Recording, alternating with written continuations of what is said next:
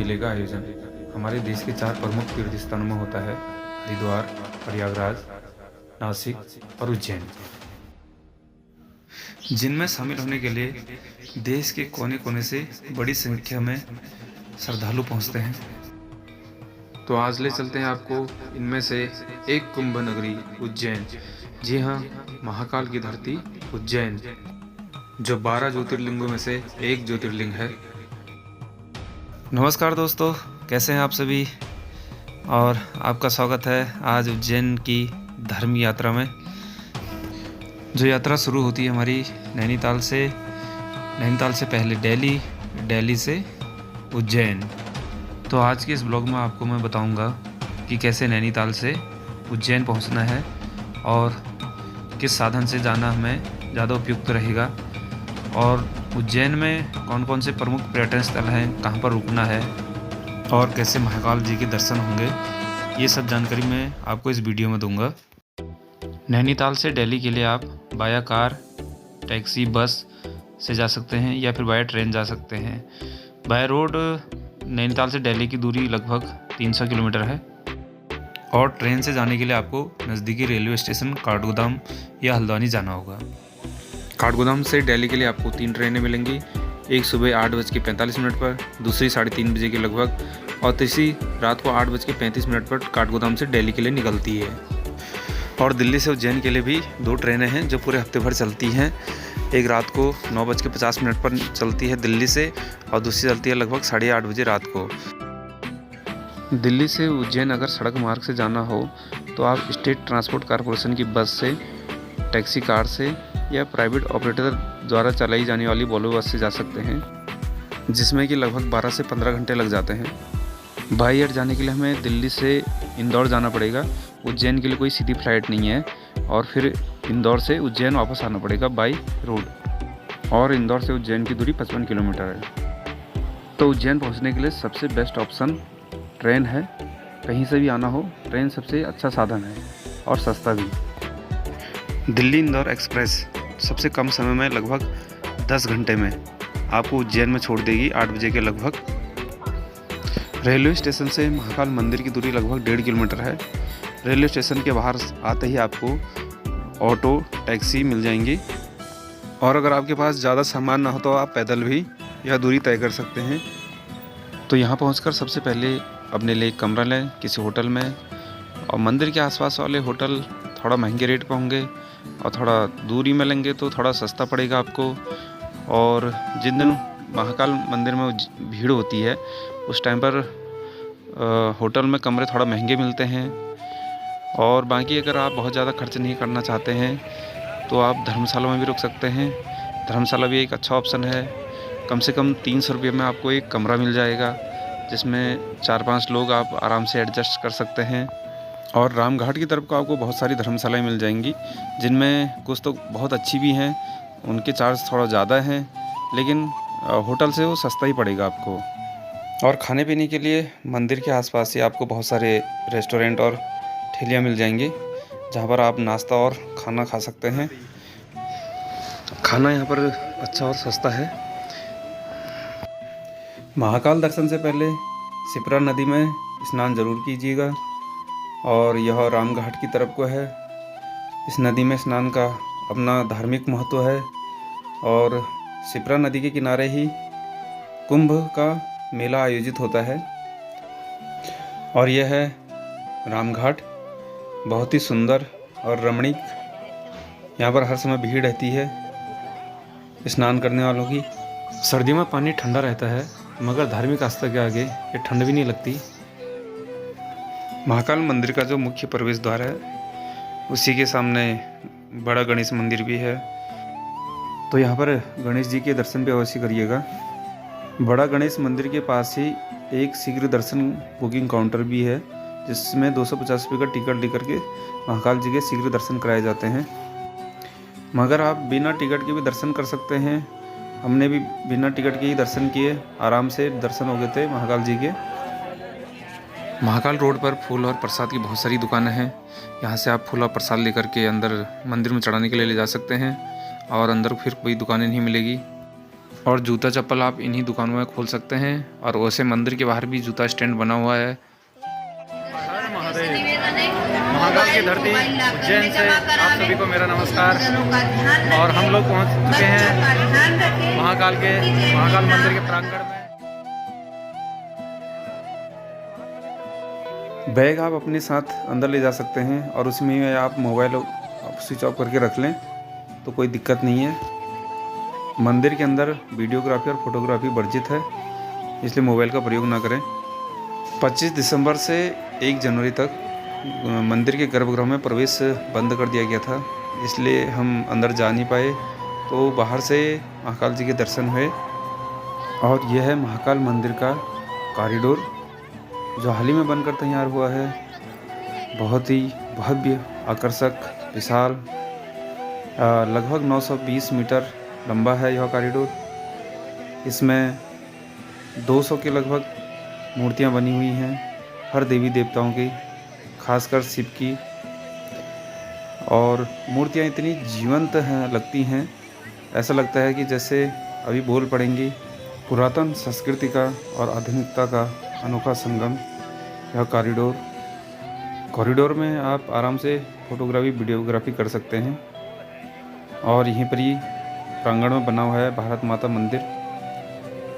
तो आप जब भी महाकाल उज्जैन आएँ तो पर्याप्त समय लेकर के आएँ, और ताकि आप यहाँ आराम से घूम सकें यहाँ और अच्छे से यहाँ पर दर्शन कर सकें, यहाँ की खूबसूरती और कला को देख सकें। और यहाँ पर वृद्धों और दिव्यांगजनों के लिए गाड़ी की व्यवस्था भी है कॉरिडोर में घुमाने के लिए। महाकाल को उज्जैन का राजा कहा जाता है। तो यहाँ पर रात्रि में मान्यता है कि कोई और बड़ा व्यक्ति जैसे मुख्यमंत्री, प्रधानमंत्री, राष्ट्रपति, वो यहाँ पर नहीं रुक सकते हैं। केवल यहाँ पर एक ही राजा रह सकता है, और वो है महाकाल। रात्रि में कॉरिडोर की कुछ सुंदरता में 4 चांद लग जाते हैं। यहाँ की लाइटिंग से इसकी खूबसूरती और निखर जाती है। तो दिन की अपेक्षा यहाँ पर रात्रि में बहुत ज़्यादा भीड़ होती है। अभी सुबह के 3:30 बज रहे हैं और हम लोग निकल रहे हैं भस्म आरती के लिए। ये बड़ी दौड़ लगाते हैं, टाइम काफ़ी ऊपर हो चुका है, नहीं तो एंट्री नहीं मिलेगी। यहाँ मुख्य आकर्षण है भस्म आरती। भस्म आरती सुबह 4 बजे से 6 बजे तक होती है। उसके लिए आपको एक दिन पहले रजिस्ट्रेशन कराना होता है और रजिस्ट्रेशन शुल्क 200 रुपये है जिसका। भस्म आरती में शामिल होने के लिए पुरुषों को धोती पहननी पड़ती है और महिलाओं को साड़ी में जाना होता है। लेकिन गर्भगृह में प्रवेश बंद होने से हमें धोती की ज़रूरत नहीं पड़ी। सुबह हम भस्म आरती के गए थे, बिल्कुल आराम से दर्शन हो गए थे। वहाँ पे किसी के द्वारा व्यवस्था करवाई तो इजीली सब कुछ ठीक ठाक रहा।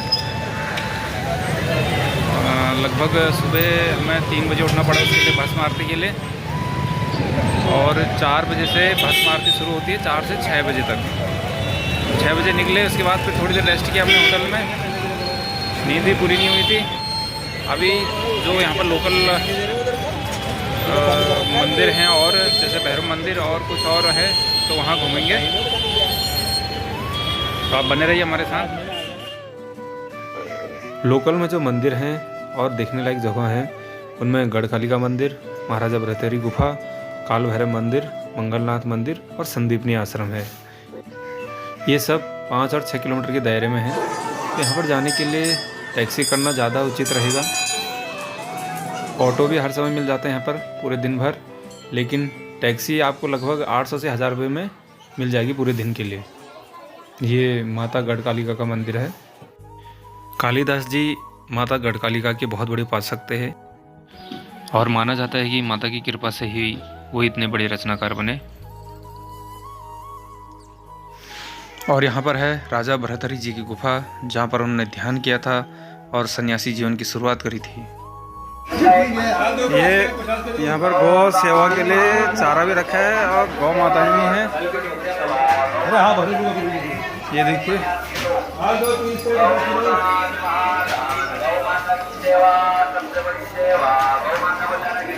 अभी तक के जो भी हमने यात्रा की है उनमें यह अलग सा दिखा है हमें कि गायें हैं और उनके लिए चारा रखा है। आप पैसा देकर के गाय को चारा खिलाएंगे और गौ सेवा का पुण्य कमाएंगे।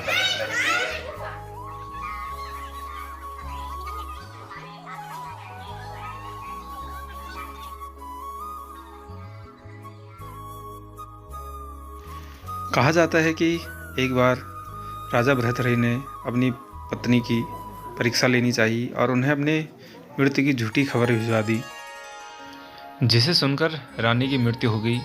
और जब राजा को यह बात पता चली तो उन्हें बहुत दुख हुआ और वह विलाप करने लगे। तब जाकर गुरु गोरखनाथ जी की कृपा से उनकी रानी पुनः जीवित हो गई। और जब राजा ने यह चमत्कार देखा तो तब से वह गुरु गोरखनाथ जी के शिष्य बन गए और सन्यासी जीवन जीने लगे। हम पहुंच गए अभी काल भैरव मंदिर के पास में। यहाँ से जाएंगे काल भैरव मंदिर।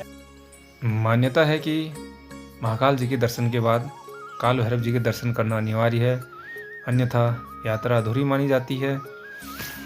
और जो श्रद्धालु महाकाल मंदिर आते हैं वो काल भैरव मंदिर भी श्री काल भैरव जी के दर्शन करने जरूर आते हैं, इसलिए यहाँ पर भी काफ़ी भीड़ रहती है। भैया दारू लेने का ये दारू भैरव बाबा का प्रसाद ले लिया है, लिया भी सबसे बड़े भक्त ने है। तो मंदिर के बाहर ही अंग्रेजी शराब की दुकान मिल जाएगी, जहाँ से आप प्रसाद में चढ़ाने के लिए शराब ले सकते हैं। बाकी पूजा में चढ़ाने के लिए फूल और प्रसाद की बहुत सारी दुकानें हैं यहाँ पे। बाबा को उज्जैन शहर का कोतवाल माना जाता है। जैसे सोमवार शिव का दिन है, वैसे ही रविवार भैरव बाबा का दिन माना गया है, तो इस दिन यहाँ काफ़ी भीड़ होती है।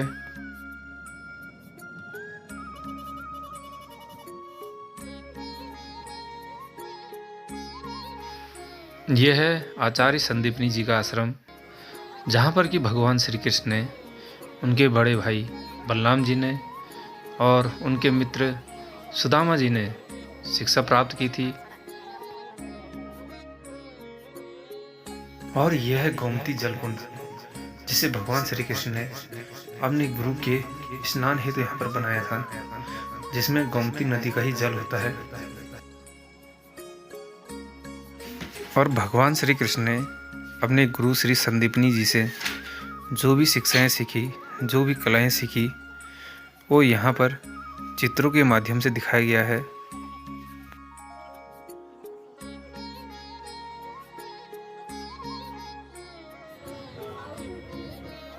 तो फ्रेंड्स, जब भी आप उज्जैन आएँ तो संदीपनी आश्रम ज़रूर आएँ। बहुत ही सुंदर आश्रम है। यहाँ पर आपको भगवान श्री कृष्ण जी के गुरुकुल जीवन के बारे में जानने के लिए, देखने के लिए, सुनने के लिए काफ़ी कुछ मिलेगा।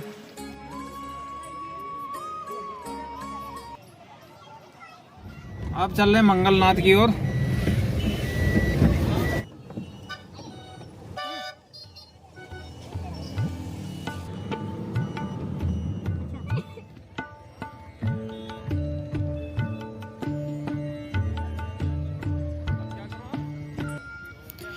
मंगलनाथ मंदिर में मंगल की पूजा होती है। जिन लोगों की कुंडली में मंगल का दोष हो या मंगल ग्रह भारी हो तो वो लोग यहाँ पर मंगल ग्रह की पूजा करवाते हैं। वैसे तो हमारे देश में और जगह भी मंगल के मंदिर हैं तो वहाँ पर भी पूजा होती है, लेकिन यहाँ पर मंगल ग्रह का जन्म हुआ तो इसलिए यहाँ की पूजा का विशेष महत्व है।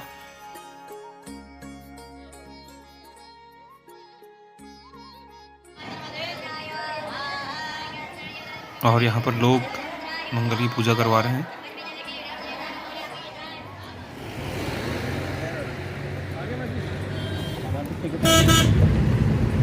लोकल साइट सीइंग के बाद अब हम निकल रहे हैं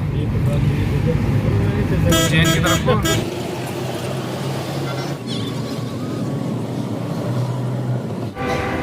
लोकल टूर हमारा हो चुका है। अब लंच के लिए यहाँ पर बैठे हैं इस रेस्टोरेंट में। ये है स्पेशल थाली जिसमें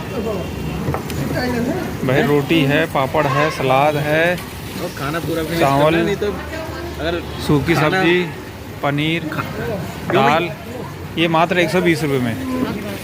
मतलब इससे सस्ता कुछ भी नहीं हो सकता है। इससे सस्ता कुछ भी नहीं हो सकता है। हाँ। क्यों 5-4 साल की जय हो। और इधर है नॉर्मल थाली, ये मात्र 60 रुपये में। रोटियां भी घी से चुपड़ी हुई हैं। काजू करी। अभी हम निकल तैयारी है ओमकारेश्वर मंदिर के लिए। तो गाड़ी की बात करनी है भैया से। लगभग 3,000 से टैक्सी हो रही है, 4 लोग हैं हम। और शाम तक हमारी वापसी हो जाएगी ओमकारेश्वर दर्शन से। और अभी चल रही है हमारी चाय सुबह की। ओमकारेश्वर भी 12 ज्योतिर्लिंगों में से एक ज्योतिर्लिंग है। तो इतनी दूर आने के बाद ओमकारेश्वर ज्योतिर्लिंग के दर्शन भी ज़रूर करने चाहिए, जो कि यहाँ से मात्र 150 किलोमीटर की दूरी पर है। उज्जैन से ओमकारेश्वर के लिए बस और टैक्सी की सेवा लगातार है। अगर आपको नाइट स्टे ओमकारेश्वर में करना है तो बस से जाना उचित रहेगा, अन्यथा आप टैक्सी से सेम डे वापसी कर सकते हैं। वैसे हमने और टैक्सी वालों से भी बात करी, जो ओमकारेश्वर सेम डे आना जाना 3,500 रुपया मांग रहे थे, लेकिन ये भैया ने 2800 कहा, तो हमने इनकी टैक्सी हायर करी।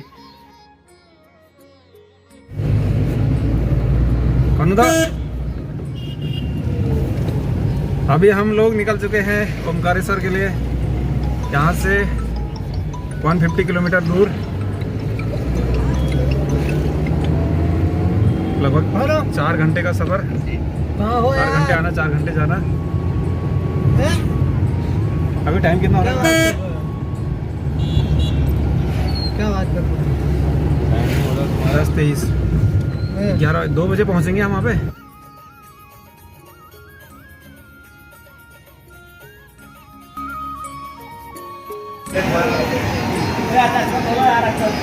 भूख लग चुकी है तो थोड़ा हल्का फुल्का नाश्ता करते हैं।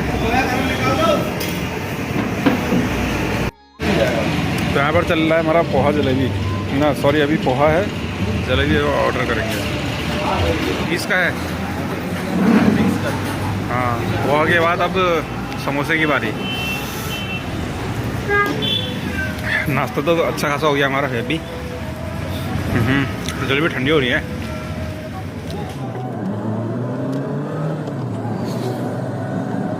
अभी हम लोग गुजर रहे हैं इंदौर मुंबई हाईवे से। मुंबई यहाँ से 600 किलोमीटर की दूरी पर, और ये इंदौर बाईपास भी है। इंदौर मध्य प्रदेश का एक ज़िला और जनसंख्या की दृष्टि से एक सबसे बड़ा महानगर भी है मध्य प्रदेश का।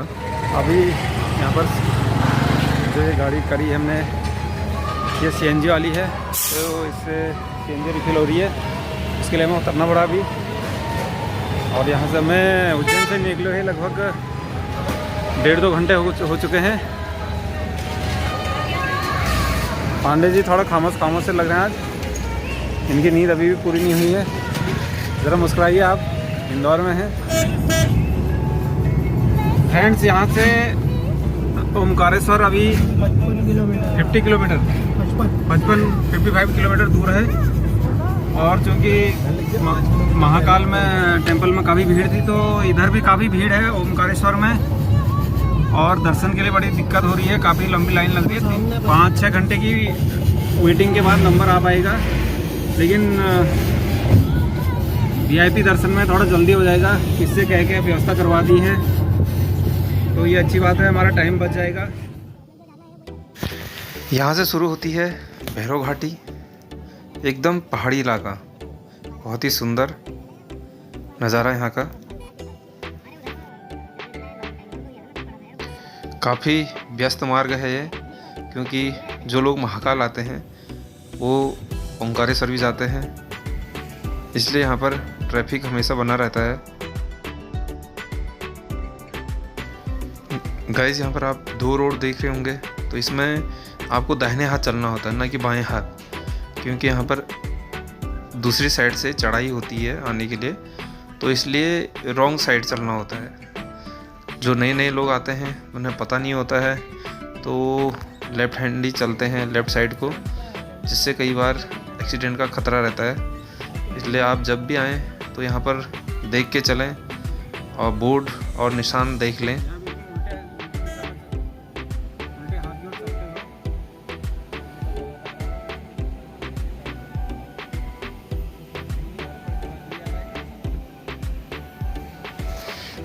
अब ये देखिए यहाँ पर कुछ लोग रॉन्ग साइड चल रहे हैं। वो अपने हिसाब से सही चल रहे हैं, लेकिन यहाँ पर की सिचुएशन के हिसाब से वो रॉन्ग चल रहे हैं। ट्रक भी गलत दिशा में आ रहा है और एक कार भी आ रही है। तो जिन लोगों को पता नहीं होता है एक्चुअली वो ऐसी गलतियाँ कर देते हैं।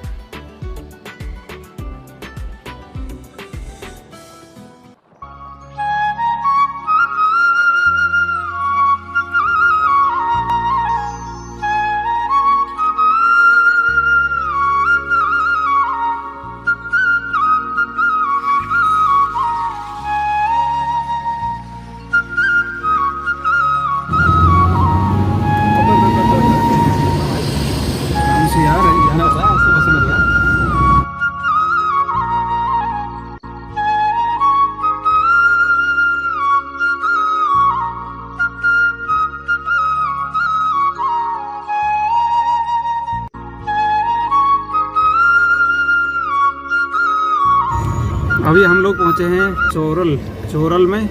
यहाँ पर काफ़ी बड़ा जाम लगा था, लगभग 20-25 मिनट हमारे ऐसे ही बर्बाद हो गए जाम में फंस गए।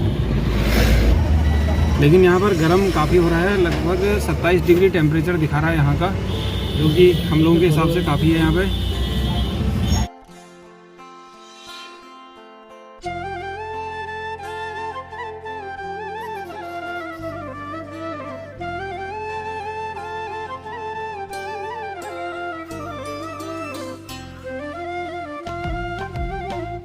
यह है नर्मदा नदी। नर्मदा नदी मध्य प्रदेश के अमरकंटक की पहाड़ी से निकलती है, जो मध्य प्रदेश होते हुए महाराष्ट्र, फिर गुजरात से होते हुए अरब सागर में जा मिलती है। यह पश्चिम दिशा में बहने वाली सबसे लंबी नदी है, लगभग 1312 किलोमीटर।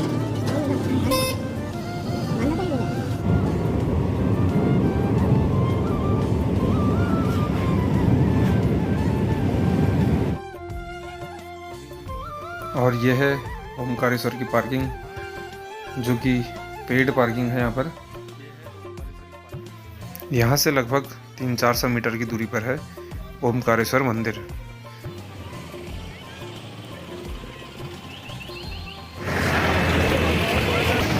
ये रहा ममलेश्वर मंदिर जाने का रास्ता। यहाँ से ममलेश्वर के लिए और हम ये है ओमकारेश्वर के लिए।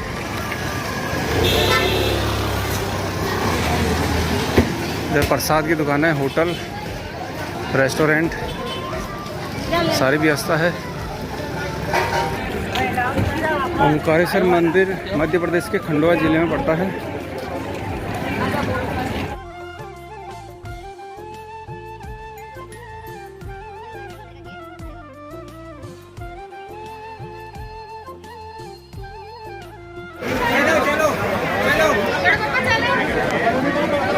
यह है सामने झूला पुल और नीचे नर्मदा नदी।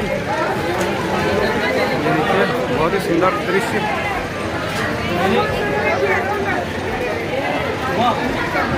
वाव, ब्यूटीफुल।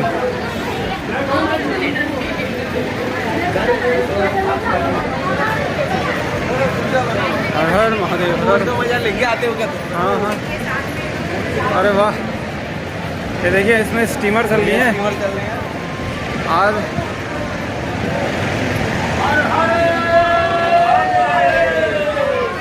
हम बोले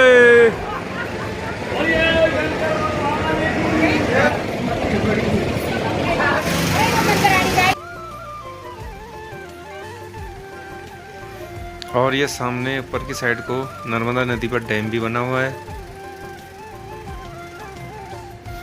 फ्रेंड्स, सावन के महीने में या फिर किसी धार्मिक विशेष तिथियों पर, या फिर जब जब 4-5 छुट्टियां लगातार आ रही हों तो उसमें यहाँ पर काफ़ी भीड़ हो जाती है। तो अगर आप भीड़ से बचना चाहते हैं तो इन टाइम पर आने से बचें और टाइम पर आएँ।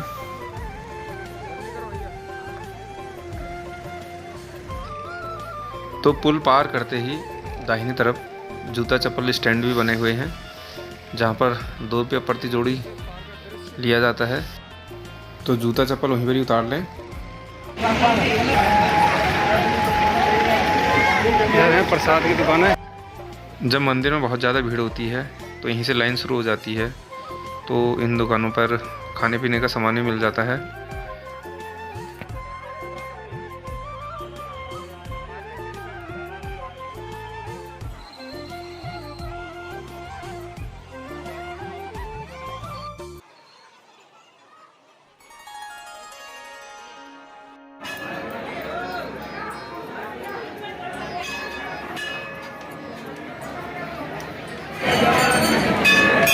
ओंकारेश्वर मंदिर के गर्भगृह में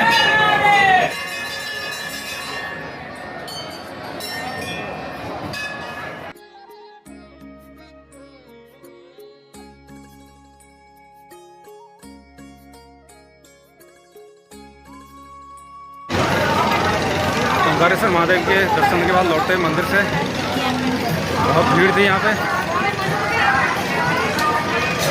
मैंने सोचा भी नहीं था उससे ज़्यादा भीड़, बड़ी मुश्किल से दर्शन हो पाए किसी तरह से व्यवस्था करके। यहाँ नर्मदा नदी में बहुत सारी नावें चलती हैं इंजन से, तो हम लोग भी बैठे इनमें तो काफ़ी मज़ा आया। बाकी बहुत ही अलग अनुभव था इसमें बैठने का। नर्मदा घाट का विहंगम दृश्य।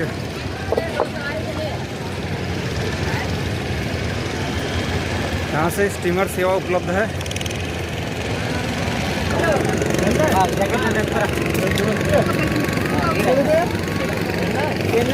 पकड़ के रख लो कह रहे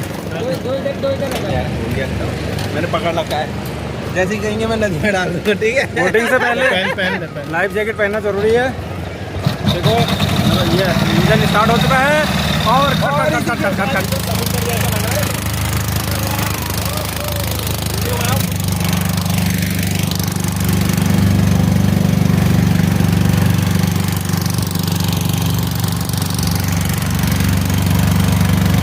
ऐसा लग रहा है वो भी चल रहा है साथ में, वो घाट भी चल रहा है खाने वो लग रहा है चल रही है नर्मदा मैया के जल से को पवित्र करते हुए।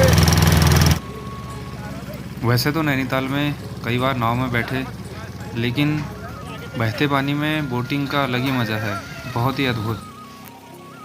नर्मदा नदी हमारे देश की पवित्र नदियों में से एक है।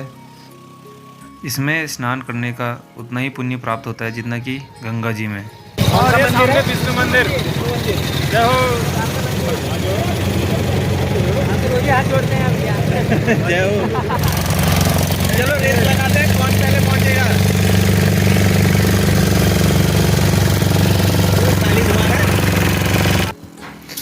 और ये सामने ओंकारेश्वर मंदिर। ओंकारेश्वर 12 ज्योतिर्लिंगों में से एक, और ठीक नदी पार है ममलेश्वर। दोनों को एक ही माना गया है। और जब भी ओंकारेश्वर के दर्शन करें तो उसके बाद ममलेश्वर के दर्शन जरूर करें। यहाँ पर ममलेश्वर मंदिर है पास में। अरे भैया यहाँ पर भीड़ तो नहीं रहती ना ज़्यादा। अब आ गए हम नर्मदा घाट पे, आगे ममलेश्वर की ओर। डिनर, लंच कम डिनर। मुंह में डालते हैं। ओंकारेश्वर की यात्रा संपन्न हुई, अब उज्जैन वापसी। अब आए हम श्री महाकालेश्वर भांग घोटा, उज्जैन की फेमस स्पेशलिटी भांगा घोटा। मजा लेते हुए हमारे कन्नू पांडे जी बहुत ही शौकीन। भांगा घोटा हमारे इन शिव भक्तों का सबसे बड़ा प्रसाद, दिव्य पेय। कितनी की ठहरी है ये घोटा? ₹80 गिलास। कनु था इधर। अरे चेयर्स तो करो। शराब है क्या? शराब से बड़ा नशा हुआ है तो नशा तो इसका हुआ है कि 3 दिन ना उतरे। तो कह रहे टेस्ट में कैसा है? गाना डालने तो भोलेनाथ। जय भोलेनाथ। एक और लगवा लो। अब सारी थकान दूर। ठीक है महाराज। आओ इधर इधर इधर। ये रबड़ी आ चुकी है हमारी। कितने की? वही 50 की होगी। कुछ ही समय में प्लेटफॉर्म क्रमांक 2 पर आ रही है। हम लोगों की 3 दिवसीय उज्जैन ओमकारेश्वर की यात्रा आज संपन्न हुई और अब उज्जैन को अलविदा कहने का टाइम आ गया है। 6:40 की हमारी ट्रेन है और रेलवे स्टेशन पर हम लोग पहुंच चुके हैं। कन्नू भाई भी खुश हैं अब। कल तक इनका मूड बड़ा ऑफ हो रहा था। और ये हमारे विष्णु सर और उधर बुआड़ी जी, सबके चेहरे बिल्कुल प्रसन्नता से खिले हुए हैं क्योंकि यात्रा बहुत अच्छी रही हमारी। मंदिरों में दर्शन भी बहुत अच्छे से हो गए थे। महाकाल चाहे महाकाल का मंदिर है और चाहे ओमकारेश्वर मंदिर में है, जबकि स्थिति बहुत विकट हो रही थी। वहाँ पे बहुत भीड़ थी। दर्शन आसानी से होने वाले थे नहीं, लेकिन हमें हो गए। ये प्रभु की बड़ी कृपा रही हम पर। तो अब हमारे पांडे जी कुछ कहेंगे? जय महाकाल। हमारे बिष्ट सर, सबका कल्याण हो। बाड़ी जी, जय ओमकारेश्वर। तो अभी हम 6:40 पे यहाँ से निकलेंगे। दिल्ली तक साथ ही हैं। उसके बाद फिर देखेंगे कैसे कैसे होता है। उसके बाद आप अपने रास्ते आपका रास्ता बहुत अच्छा है, हमारा रास्ता धक्के का है। जय महाकाल। तो फ्रेंड्स, उज्जैन महाकाल और ओमकारेश्वर की यात्रा का यह ब्लॉग आपको कैसा लगा कमेंट्स करिएगा और वीडियो को लाइक और चैनल को सब्सक्राइब भी करिएगा। तो फ्रेंड्स, इस यात्रा को हमने बहुत एंजॉय किया और नैनीताल से उज्जैन ओमकारेश्वर की यात्रा में आने जाने में, रहने खाने में कुल खर्च हमारा 6,500 के लगभग प्रति व्यक्ति हुआ, जो कि मेरे हिसाब से काफ़ी अच्छा रहा। तो फ्रेंड्स, अब अपने दोस्त जगत असवाल को दीजिए इजाज़त। मिलते हैं अगले ब्लॉग में। तब तक bye bye and thank you. Keep watching. जय महाकाल।